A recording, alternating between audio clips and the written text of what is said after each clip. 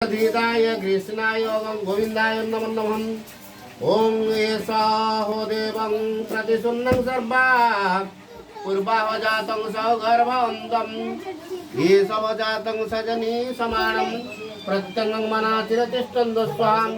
ओम दधीशपुत्र भृतकल्लण प्रवरवायुशाखा शैव नाम वैष्णव नामाग्नि नमः।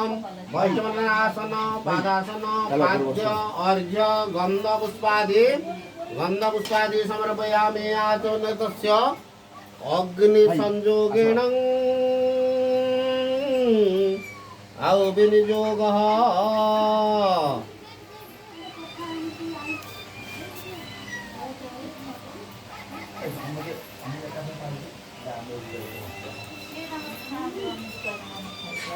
भाई आसो आसो